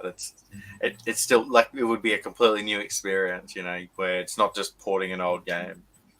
So what I thought would be, I'd like to have some like old dungeon crawlers ported over. Like I think that would be like the old Might and Magic games and stuff like that. Those linear based games that are all like walking through tunnels and you have like turn based combat and stuff. I thought those would be cool in VR. You'd be like in the dungeon, looking around and having the monsters in front of you. Just soup them up a little bit. That'd be kind of fun. Even a game like Theme Park World on VR would be cool because there's a mode where you can play in your park. That would be awesome in VR. Riding your roller coasters that you made and different things like that. So they have a roller coaster tycoon game for VR, but I've never played it. I had no idea if it's any good, but that might be fun. But also, to me, that just sounds like a recipe for like I'm gonna be puking in a bucket. I don't know if I want to sit there in a roller coaster simulator. Another game that would be cool to see like that. I mean, not to like go into like tragedies and all that, but a Titanic game where you can actually like be in the submersible and actually be like seeing the whole VR motion going around the ship. I know there's been lots of pictures taken in the past of the Titanic before the accident that happened a couple months ago, but I'm pretty sure, well, now it probably won't happen now with the tragedy of the people that died, but it would have been interesting to see a VR game where you can actually like be in the submersible and you can actually like drive around the wreckage of the Titanic and just looking at how that would look like from the perspective.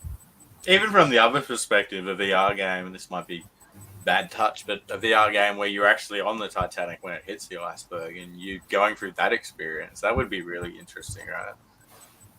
It'd be Yeah. terrifying. You could start as like different classes on the boat and try and survive and different things like that. It sounds interesting, you know, like when the boat's fully like vertical in the water and different things like that. So they have. Yeah. Do you know that Quantum? I think it's Quantic Dreams or whatever. The people that made Detroit Becomes Human and Heavy Rain. You know that company? So Yep.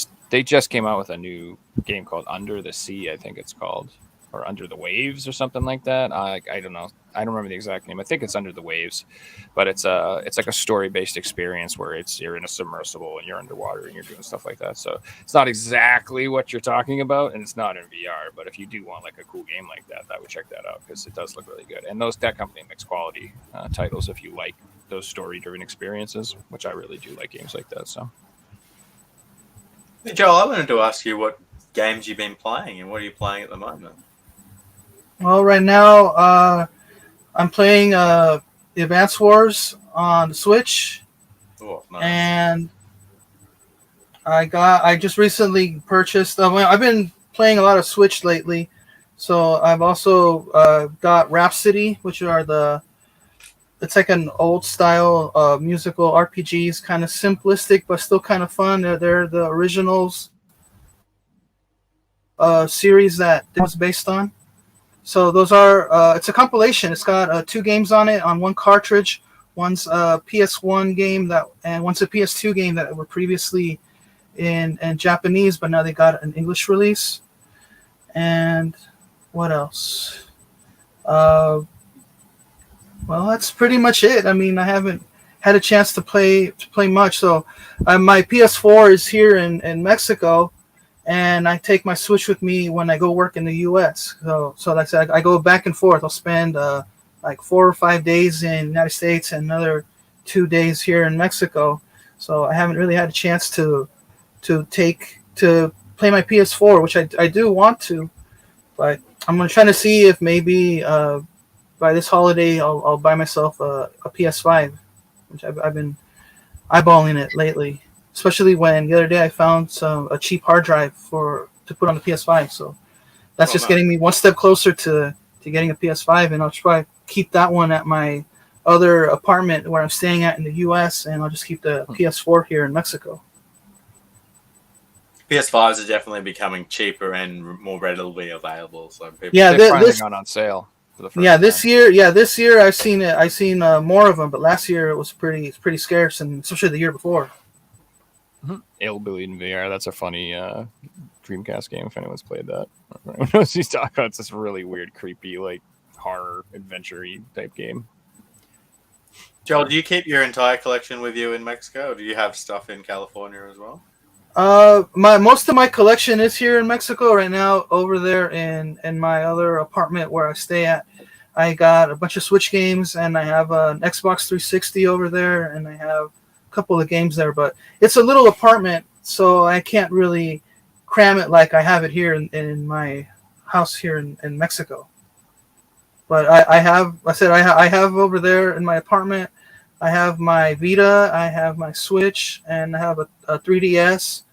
And usually when I take my mom to a doctor's appointment, I grab my Game Boy Micro, so that kind of seemed a little retro there, but I mean, I was having fun with it. It's cool. It's a nice You're really into handhelds, huh? Yeah, lately, yes. Yeah, I've been obsessed with handhelds lately too. I went on a little binge of 3DS and PSP, and yeah, I mean, everybody right now is on the 3DS binge because once it got announced that the 3DS was finally kaput, everybody just wanted to get a 3DS, and they kind of shot the price up on them. But I mean, the good thing about that is they might have shut up the price of the physical games, but it's going to still be cheap enough and free to hack your 3DS and super easy download them all. I tell everybody, like, even if you're not interested in collecting for the 3DS, you should probably pick up a console now and mod it and just get all the games so you have them. Because, like I've said this before in the past, you can emulate the games and they look good and everything like that, but if you actually like care about the 3D, I don't see how that's going to be emulated, unless you get some 3D monitor. I don't know how that's going to work in the future. No, that was just more of a gimmick. I mean, I hardly ever use 3D on my 3DS. So just a couple of times just I to see do. what it looks like.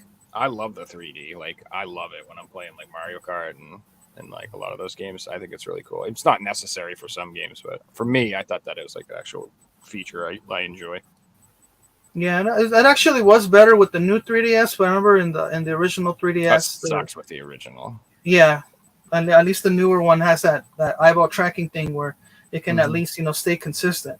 Yeah, I do remember my original 3DS that I did not use the 3D very often because it would always fall out and you have to like reorient.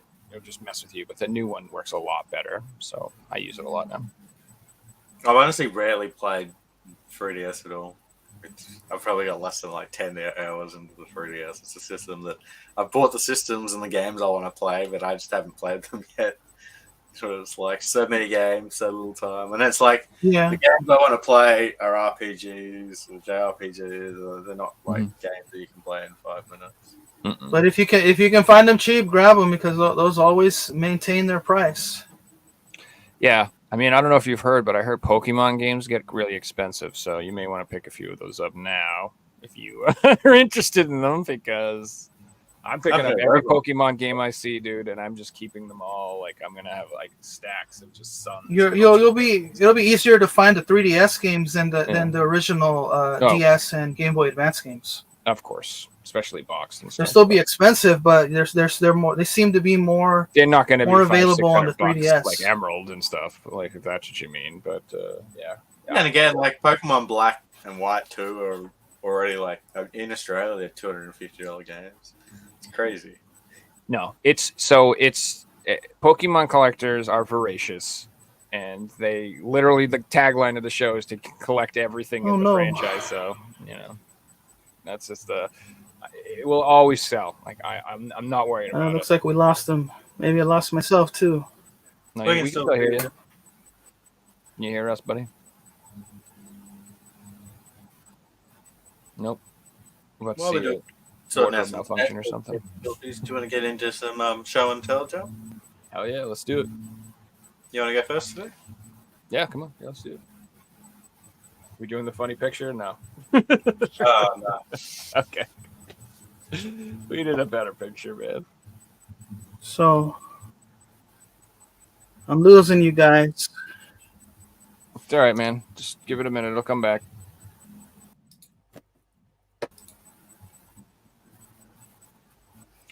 All right. So Amazon had like they run promotions all the time, and they had like a buy one get one free, basically buy two for the price of one. And so I grabbed this. It was $19.99, and I grabbed this. I've been meaning to pick this up for a while. It's the JoJo's Bizarre Adventure Battle Royale R, or All Star Battle R. Excuse me.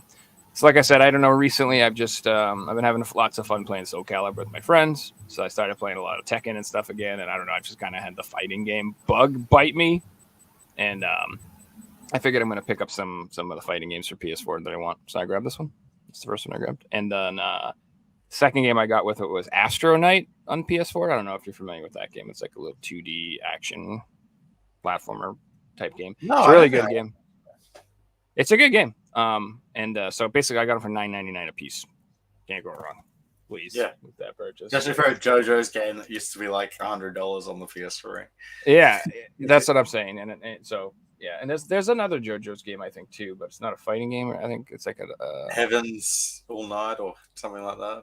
Yeah, I saw. I don't know. I'd have to do more research. I thought it was a fighting game. Maybe it is. I don't know. I don't know. When I looked at the back, I didn't watch any videos or anything, but I don't know. What am I doing? I have played that game you just showed, and it is a heap of fun. Sure. Right. Hey, welcome back. And then the next thing I picked up is Ghost Song. Ooh, Humble Games. Cool. One eye. Yeah, so it is. I don't know if you can see the artwork very well, but it's a 2D Metroidvania type esque game, heavily inspired by Super Metroid specifically. So like the art style, I mean, it doesn't look quite like that, but I guess like the mechanics, like the way the character moves and then runs and stuff like that, it looks very similar to Super Metroid. So if you like the feel of that game, I'm always down for those types of games. I love these games. I know a lot of people say they're sick of these little like Metroidvania 2D action games, but I can't get enough of them. I freaking love them, and I'll take them all day. I love those types of experience. Well, they're usually really reasonably long. That's what I love about these games. They're fun, but they don't overstay their welcome, usually. Like, I mean, like 20, 30 hours, you unlock everything, you can move on with your day. And then there'll be like, a few unlockables you can go back and do if you want or something. Yeah, and an easy way for them to get more hours out of you is just to backtrack. So that's kind of the major letdown of those types of games. Yes, and then there's always this. Inevitably in every one of those games, at some point I get stuck.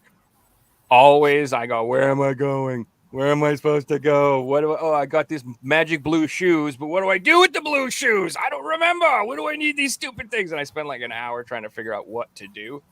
So that always happens, and I get frustrated. But that's also because I take breaks.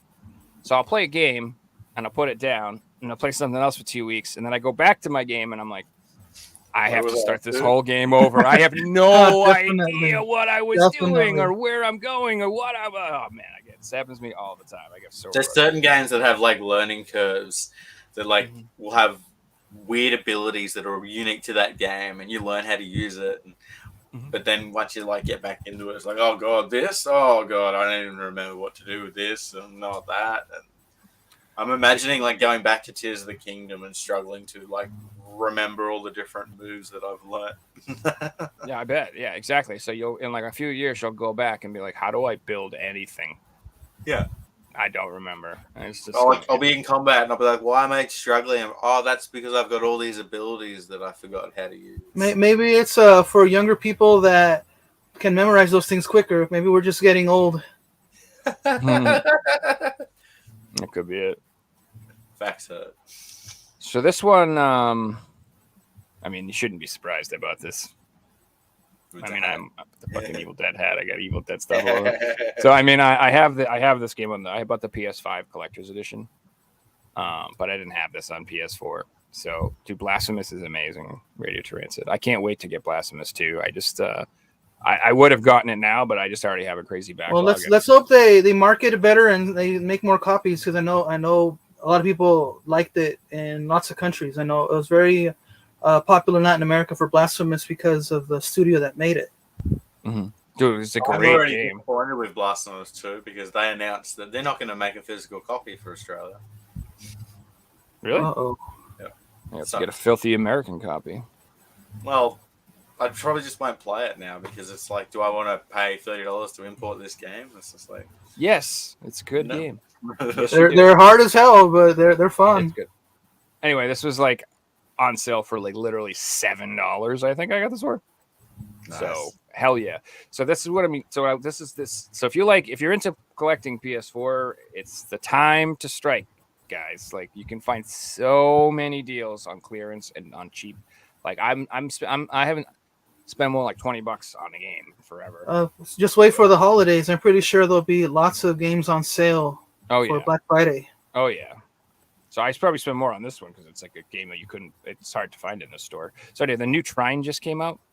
Oh, nice. So I went out and grabbed this because I do want, like, I've never played these games ever, but me and my girlfriend were watching like a streamer who was playing the new Trine, and it looked really fun, and like it's like right up our alley. So it's like it's like a 2D puzzle game kind of where you control like multiple characters and they all have different abilities. And have you opened it already? Yeah, it's open. Yeah, because I know I have that on the Switch, and it's codes. Oh, really? The Switch version has one game, and the other two are download codes. I don't think so. So this code is for those should be all on the disc because I mean, okay, good. Yeah. Switch games usually they only have a certain size, but that game was like clearance for the Switch, or actually I found it clearance here in my area like about a year or two ago. It's got a code for a digital art book, but I feel like that game will be one to pick up for the future. Definitely that version. Yeah, it's got all 4 games on it and comes with this cool little map. But I'm not going to take it all up because I can't fold maps. Yeah, because Trine 4 got a PS4 release, and then they released Trine 4 on that pack. Yes, which is funny because that's exactly when I looked up. Like Trine 4 was like $20, and this was like 21. I was like, all right, I'm gonna go for the one with all the games. That's a no-brainer.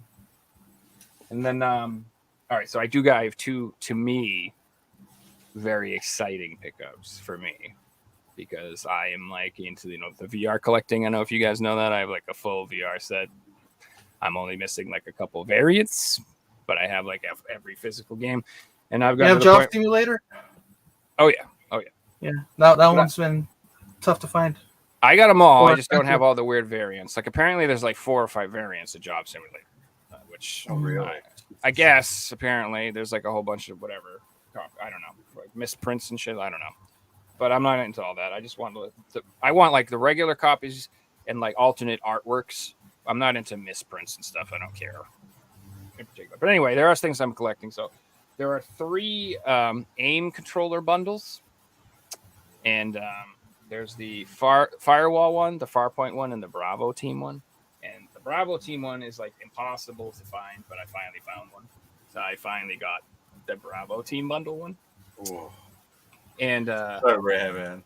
It's not the greatest condition. Like I don't know, I can't. It's got like a little like wear on the box right in the corners. I've seen those games, but usually they just go under my radar because I think to myself like the box is big. Where am I going to put it? And usually, like, I think to myself, I'll eventually find those guns at the flea market. But when you find them like that complete, I mean, that's a good thing to show off in your collection. Yes. So I have all 3 of the ERB ones. I wanted all of these ones. And they also all come with a not for resale version of the game. So if you are like a variant collector and you want like all the variants, they're in these. So anyway, this one is particularly difficult to find. At least it was for me. Maybe it's easy where you live, but like on eBay, there's only been one listing for this thing for the last few years, and it's like $200. And I'm not spending $200 on it. I got this for like $50. So I'm pretty freaking happy to have it in my collection. So that's I've sold the gun for more than $50 before, so you got a really good deal. Yeah, that's what I'm saying, man. I'm very pleased. Like it was one of those things where like I have like an alert on eBay and it doesn't even go off because it's just never for sale, dude. It's like not for sale ever. And I saw Bravo Team VR aim and I looked and there was one on there and I literally like it was just like couldn't hit buy now fast. I don't even care what the condition is. You heard the angels singing. It's that hard. Yeah, it is for PS4. It's for PSVR. Yeah, PSVR 1. Yeah, it's now that you've got it, they're gonna pop up everywhere. Of course, now and they'll be $20 and they'll be brand new, sealed, and like the some guy watch this and be like, I got a box of those, and whatever. Hey, if you got them, put them out there. I'll buy a nicer condition one. I'm no problem with that. And so the second thing is another really hard to find PSVR item. So this thing, like it was only released in PAL territories, and normally I only see them on eBay for like $250. Although recently I've just seen a whole bunch of these pop up for like 120 to 150. And I think I know why, because I bought this one. But anyway, here it is. It's the Iron Man VR motion controller bundle. This thing is just impossible to find. Again, the condition I'm not really pleased with. This was supposed to be new. I was going to say, weren't they brand new? It was supposed to be new, and it literally showed up with a sticker that said used like new. It's so, but like I said, either way, this thing is so flipping hard to find. I'm still happy to have it in my collection. But with the one thing that pisses me off, and the thing that I realized why, because I got this for way cheaper. This was only like $90 or something like that. But if you look, it's like the Middle Eastern PAL version. Okay, yeah. So it's got like it has like just like Arabic text on it. Is that instead a of saying it is a it's sticker? It's probably from United Arab Emirates. Usually their UAE is what they most popular area where those games are from. And then if you look, instead of it saying just PlayStation VR required, it has that. Gosh, I don't even know what that word is. Whatever this is. This right here. See that? Yeah. Or whatever. That's not the normal PAL version. So super happy to have it in my collection. I still got a great deal on it. I'm really happy to have it, but I'm still not satisfied because I want the regular UK one that just says PlayStation VR required, and I would like it in a little bit better condition than this. Look at that. So it's not awful. And like I said, just because how rare it is, I'm still really happy to have it. But this was supposed to be new, and clearly not. Thanks, TJ. Not. But either way, like I said, extremely, extremely happy to have it in the collection, just because it is insanely rare. And like, no matter what, I did well on this. If I decide to sell this tomorrow on eBay, I'll double my money probably. So I'm okay with it. You know, it's always better to own it and want to upgrade it than not exactly, own it, right? exactly. Just because it's like it's so.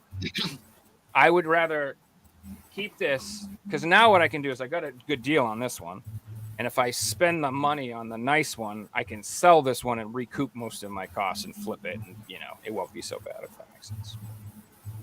But either way, like I said, both of these items I've been looking for like fucking years, dude. And I got them both in like a matter of 15 minutes. Like, it was crazy. Like, I found the Bravo controller.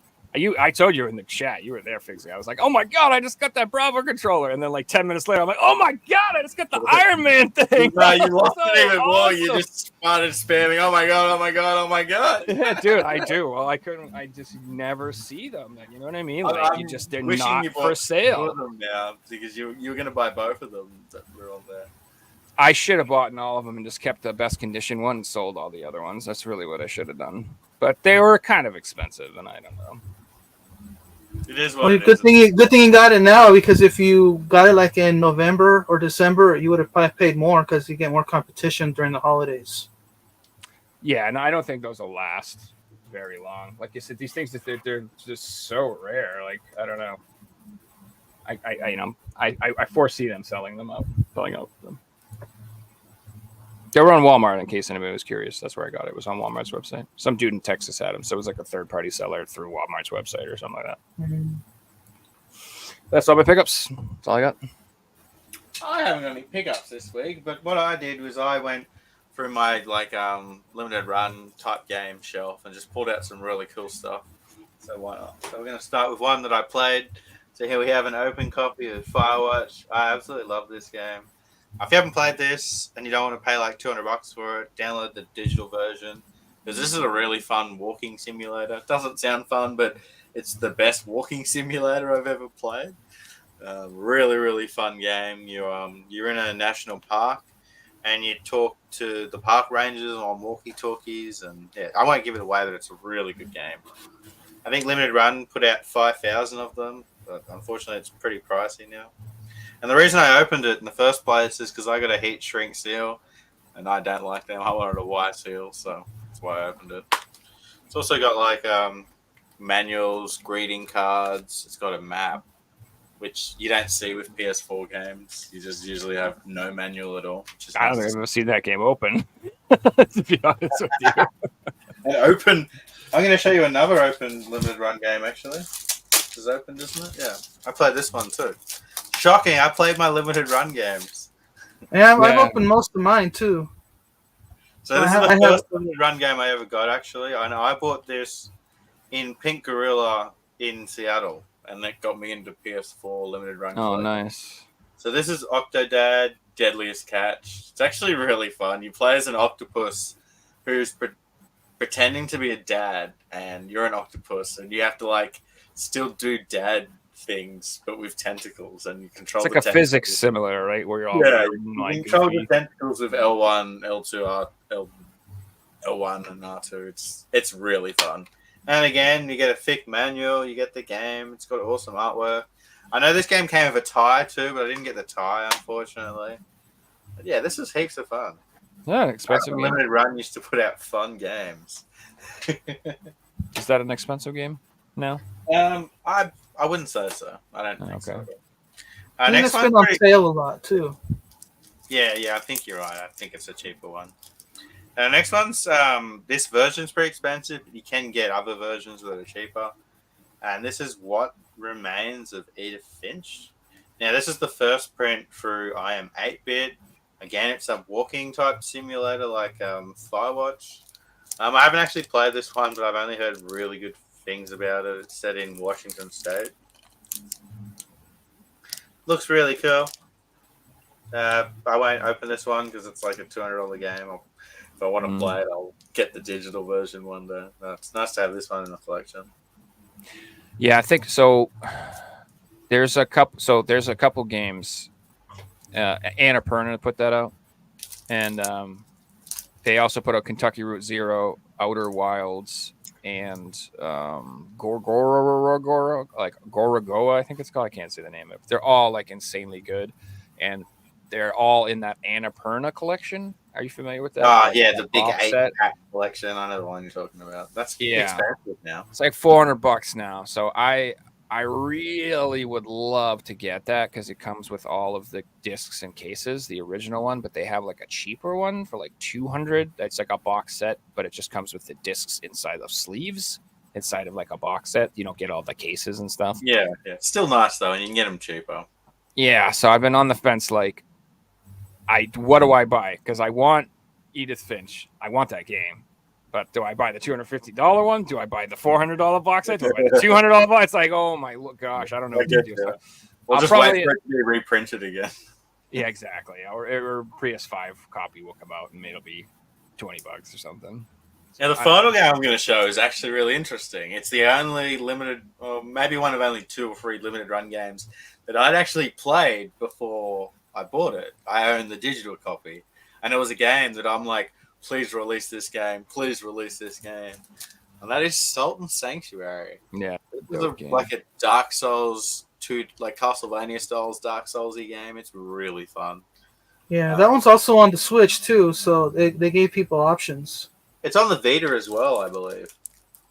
But yeah, this is the one game that Scott Pilgrim was the same. That like when Limited Run announced that, I was genuinely excited. It's like finally they're bringing out the game I wanted them to do. There's a sequel now too. I think there's another one. I'm pretty sure there's a there's a sequel to that now. Oh, Salt and Sacrifice, I think it's called, or something like that. I think I'm pretty sure there's a sequel. That game is hard as balls. I have that game as well, and I remember rewarding, but it's not like not like artificially hard. It's just you gotta get good. So it was one of the first games I got that like it is unapologetically hard. Like it's not like there's no babying you. Like you have to learn the moves and you have to learn how to counter and you have to learn how to fight. And it's just, you can't just button mash. You cannot do that. You'll lose. So I just remember like being shocked at how much effort I had to put into it. It's just like, it's a little 2D action game and I'm sweating over here. What is happening? This is so hard. But now I'm used to it. It's not so bad. Like I said, I'm tons of games like that. So. Joe, what have you got to show us today? Well, let me see.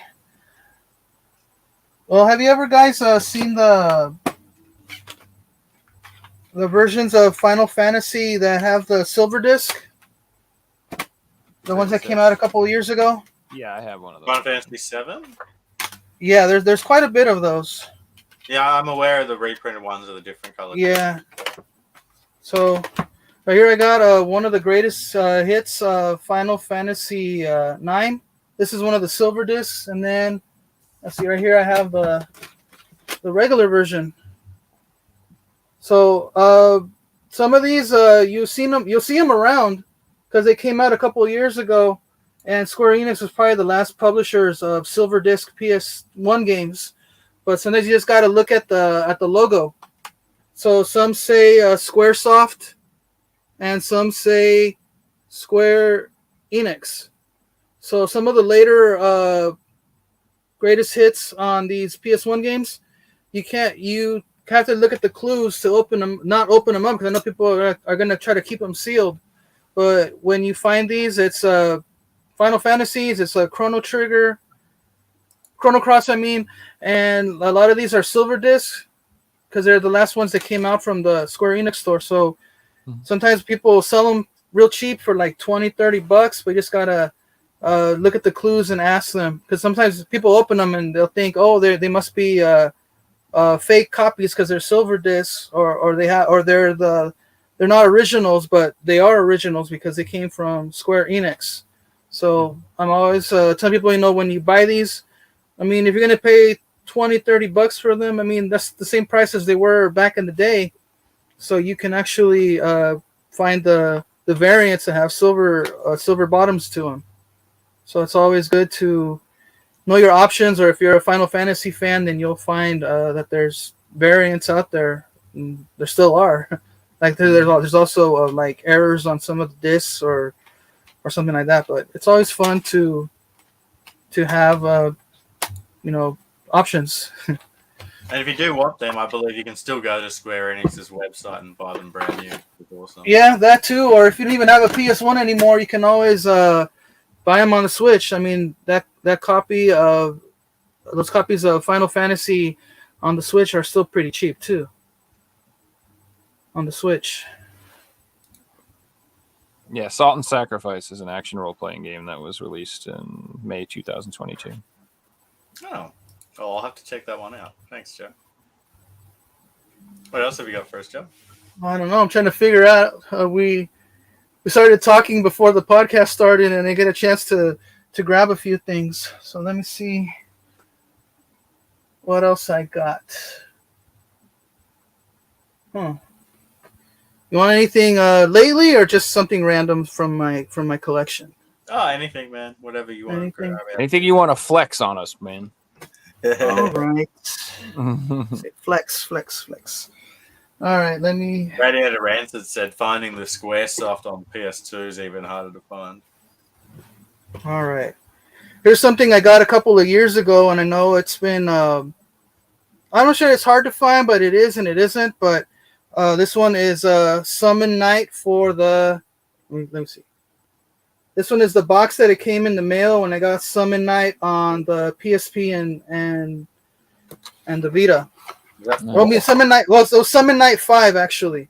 Nice. So I remember when I ordered this from them, it was Summon Night 5, and I still have it sealed because they ended up giving me the code for the PSP, and I just put it on my Vita. But this one came in a special box, which I'm a little sad because my own post office, or when they sent it to me in the mail, they just slapped a sticker on top of it, and right here I have my PO box number in Calexico where I get my mail. And then a couple of years later, they were offering the boxes, but I never got a chance to buy the box. I kind of tried to wipe this off, but it's on permanent marker, so the address here is still stuck on the box. I managed to peel off the UPS sticker that was on top of this because there's a big old white UPS sticker here on this, and I managed to peel it off carefully, but I never got the chance to take off my PO box number. But if you guys have ever seen the box, even the box was crafted nicely. It's got lots of pictures on it, and I said it came with the soundtrack. So this is the Summon Night 5, which it didn't really come. It came out at the end of the PSP's life cycle. And like I said, I downloaded it for the PSP, and I just jumped it over to the Vita, and I never bothered to open this. And the Summon Night, I have it in my collection. Summon Night 6 it came also on the Vita and the PS4. And Summon Night 6, I think, has like one of the thickest manuals ever on a PS4 game. Have you ever seen the manual? Well, I don't believe I have. But I was going to say, was that the game that you had to buy it for a Kickstarter, or you had to? Yeah, that's one of the few games that I actually did a Kickstarter for. I hardly ever do that, but I like this series because it's actually like on the Game Boy Advance and on other systems. But I really like the Game Boy Advance games, and I liked it on the Vita, on the PSP also. So they're fun RPGs, and like I said, RPGs usually hold their value. So I thought to myself, the PSP was dying down, and I like the PSP. I have a bunch of RPGs on the PSP, and So getting one of many these good would be RPGs on a them. no-brainer. Such a good system. Retro was saying that Definitely. Hairspray might take the ink off. Oh yeah, I have to try, but I mean this thing's already like 4 or 5 years old now, so I don't know if I have to give it a try. And TJ was saying that you should show us your googly eyes.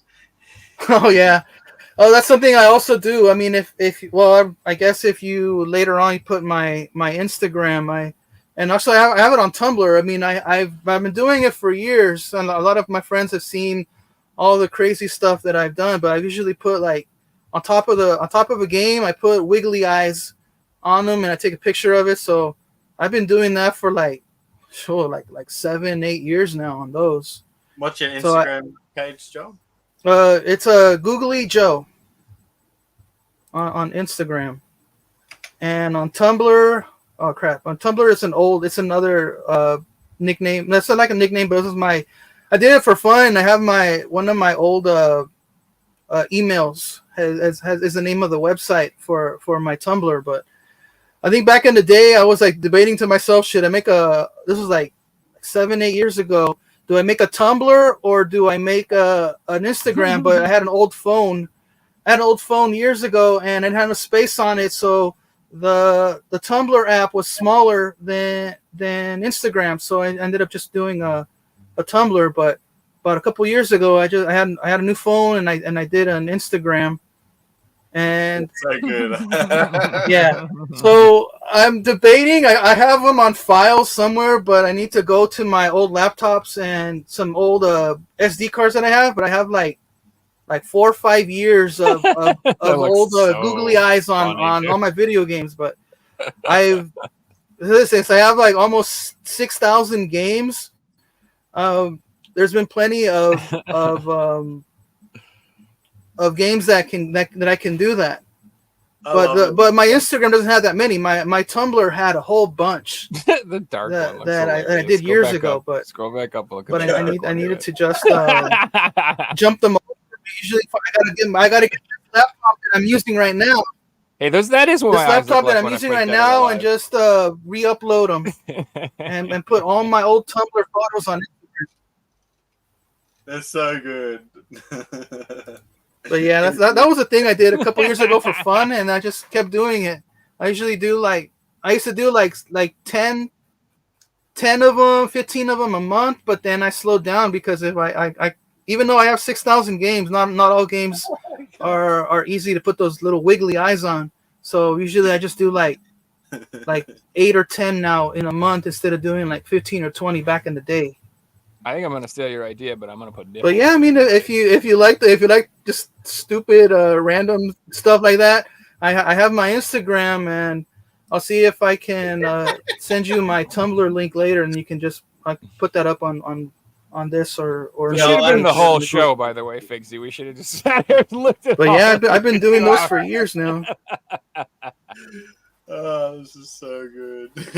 So, Joel, do you mind if I steal your idea? And then I'm going to put nipples on everybody, though. That's what I'm going to do. Same thing. Just put giant nipples on all the characters. That looks so good. It's so intense with them pointing at you like that. Different size to the pupils. Oh my god. Oh, I feel bad for the people who can't see. It is what it is. So basically, it's game covers, guys, but they all have googly eyes, and it's really funny. Welcome back. All right, I'm back. I guess my funny pictures broke the internet. My It head happens. hurts from laughing so hard. Yeah, it's some quality stuff, man. I like what you're doing. It is. Keep And on doing what I you're doing. really appreciate not just that, but your posts on Facebook. If you guys don't know, Joel was one of the first, I believe, the first member of the PS3 Collectors Group. And he's also been one of the most active members. I'm in a lot of Facebook groups with Joel, and Joel posts in Facebook almost every day. He's always active on there. He's always positive. If there were more people out there like Joel, Facebook would be a better place, and that's saying something. Thank you. Yeah, I usually just I put stuff that I would like. And I know, I mean, I don't know, maybe this podcast here will get me more fans, but I'm always happy to show off the things that I find. And if you like the funny stuff that I make, just have a look and laugh and share them. I mean, that's what they're there for. I haven't put watermarks on them, but I mean, I think if anybody tries to steal my stuff, I'll know right away. Yeah, but you're inspiring someone else, Everyone knows who started the googly eyes because you've been doing it for a long time. I've never Definitely. seen anyone else do it. Yeah. So, all right. Anything else you want to talk about, or do you have other questions for me? Since the topic was about collecting in Mexico, I can probably still throw out a I few think we just tips or had ideas. covered everything. Jody, did you have any further questions, or does anyone in chat have any further questions to ask Joel before we go? Oh, my only question is that are there any like regional exclusives or anything in particular that people should look out for that are only available in Mexico or Brazil or anything like that? Any knowledge in Well, that regards? I'm not too familiar with Brazil, but I mean most of the very popular Mexican video games have already been out there, like El Chavo Card, and there's one called Atrévete a Soñar, which is a Wii game that came with the microphone, I believe. And there's a few out there that are in Spanish, but I think those are pretty common games. But just got to look for them. They still have the same. I think they still have the same UPC number, but they just changed the label a little bit, and it'll say in Espanol under it. But it's usually like sports games that a few EA games that are in Spanish. But the most familiar one to a lot of people on the especially for PS3 collectors is Chavo Card. Mm. So that one here with me and on the border with Mexico, I've only seen it randomly, like rarely. But most people here in Mexico have already caught on that type of game is sought after by PS3 collectors, since PS3 collectors are very passionate to own pretty much every single game that came out. Now, since that was like the first system that became multi-region without having to mod your console, uh, most of the people in Mexico, whenever they see that game, even like regular gamers or people that have like little stalls in Mexican flea markets, they'll grab those games and they know that they'll take them to another person and they'll trade them and they'll eventually get their money back or get more than their money back. So that the Chavo card is a good example of a Mexican exclusive game that's wanted all around the world. So you don't find $10 copies of El Chavo card in Mexican fleas. Let's see. Someone says If you anything do, on you the should let Switch us you're know. looking out for or can't find right now. Uh, there's nothing really on Switch that I'm looking for. I mean, like I said, I live on the U.S. border with Mexico, so I'm back and forth. So I have my options of checking on Amazon or eBay, which I don't really shop on eBay, but usually Target, Walmart, Amazon, GameStop, those places can you can get pretty much any game. So uh, if there's any Switch game I want to buy, it's usually just probably like an RPG, but I can just pre-order that on GameStop or just order on Amazon when it comes out. Now Let's Mario's see, any asking, are big there any game to find on PS4 collecting in Mexico? Uh, well, PS4 games in Mexico is well where I'm at. It's usually just the same games that are here in the U.S. They're just like I said, they're barely trickling into Mexico since I'm on the border with the United States. So there's people that actually if people do want a PS4 game that's kind of rare in Mexico, it would be fighting games. So fighting games like a King of Fighters that just came out. I know some people like that on Steam, but there's people out there and there's big fighting game fans in Mexico and they love their arcade sticks, so they'll want to get King of Fighters. I think it was 15 or 16 that came out, so they would want to get it physical. But a lot of people would just are happy enough playing the digital game on Steam. Yeah, and TJ Beam says that there's Lucha Libre on the Wii. So yeah, that one's a the AAA game. It's a triple A. So that one's actually pretty rare in the United States. It's usually more found than like I haven't gone to other states. We've lost Joel again. I'm sure he'll come right back. Yeah, Lucha Libre on the PS3 is quite a hard game to find as well. I was going to mention that there are a lot of wrestling variants that Mexico get. So a lot of the wrestling games, Mexico will have like Rey Mysterio on the front cover instead of having the wrestler that America put on the front cover, etc. Yeah, so there are some wrestling games in Mexico. Well, actually, there were U.S. games but they kind of cater them towards the Latin American market. So there are some that Triple A wrestling game. Not many people in the U.S. know about it, but it's popular in Mexico. So I guess they figured that that game can sell well in Mexico. So it came out on the Wii, the PS3, and the 360, and I think for the fans, I think all of them are sought after by collectors, especially since wrestling games are pretty common. But I mean, no one's gonna say, "Oh, I have a wrestling game from Mexico." So that one makes it more interesting to have in the collection.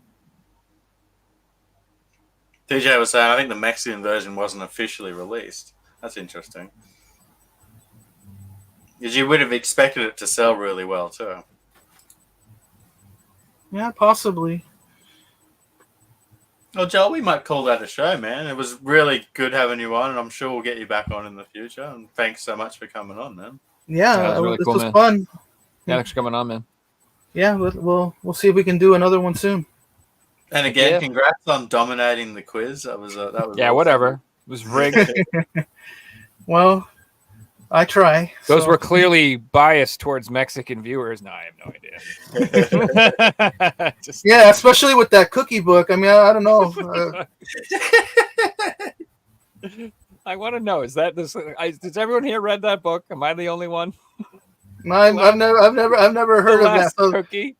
The yeah, Last Cookie. So that was probably like, that was one of my books I had to read at school. What are you talking This about? is number one company book in Russia. What are you talking about? Everyone read Cookie Book. yeah. Well, I do remember reading "If You Give a Mouse a Cookie." You just Googled most popular books in America and it popped up. Yeah, top 5 is porn in America. Anyway, all right, this has gone off the rails. Let's just probably end it. All right. Thanks, All everyone, right. for watching. We'll see you All guys. right, good night or good morning wherever you're at. See you guys.